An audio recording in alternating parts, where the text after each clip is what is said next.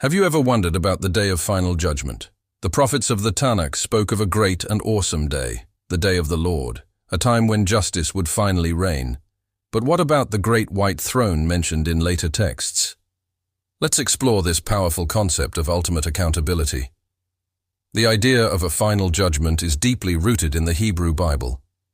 Prophets like Joel and Zephaniah describe the day of the Lord as a time of divine reckoning, where God's righteousness is revealed to all nations. It's a day of trembling, but also a day of purification. In Joel chapter 3, we read how God will gather all nations in the valley of Jehoshaphat to enter into judgment with them. It's not just about individual deeds, but about how nations have treated God's people and his principles of justice. This isn't a secret event, it's a public, cosmic settling of accounts. Fast forward to the book of Revelation, and we encounter the vision of the great white throne. Here, the imagery becomes more specific and personal. It describes a scene where the dead, small and great, stand before God, and books are opened. Another book is opened, which is the book of life. The dead are judged according to their works, by the things which were written in the books. This vision builds upon the Tanakh's foundation of divine judgment, amplifying the scope to include every individual who has ever lived.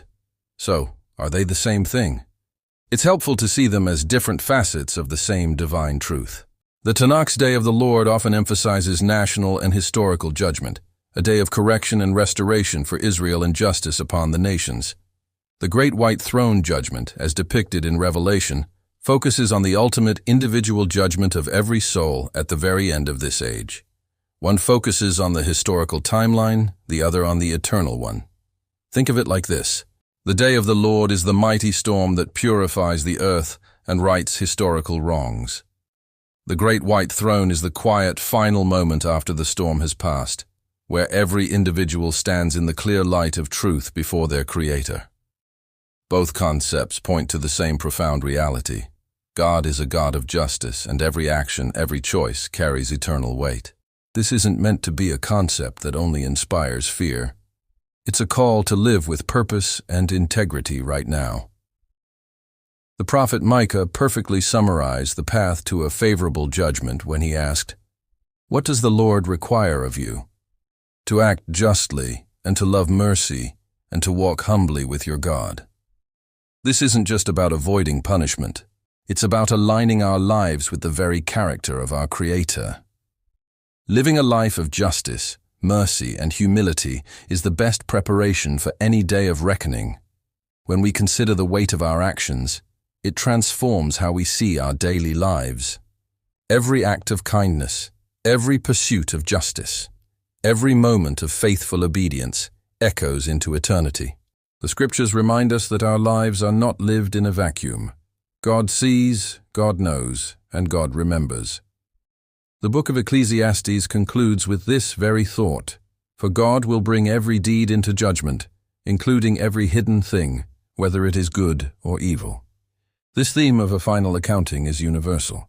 It speaks to our innate sense of justice, our hope that good will ultimately be rewarded and evil will be held accountable. The Great White Throne and the Day of the Lord are the ultimate expressions of this hope. They assure us that history is not random and that our moral choices matter profoundly. The vision of the throne is one of majestic authority and perfect clarity. It's great because of the one who sits on it. It's white because it represents absolute purity and righteousness. There are no shadows, no hidden agendas, and no miscarriages of justice. Before this throne, all pretense falls away. Status, wealth, and power become meaningless.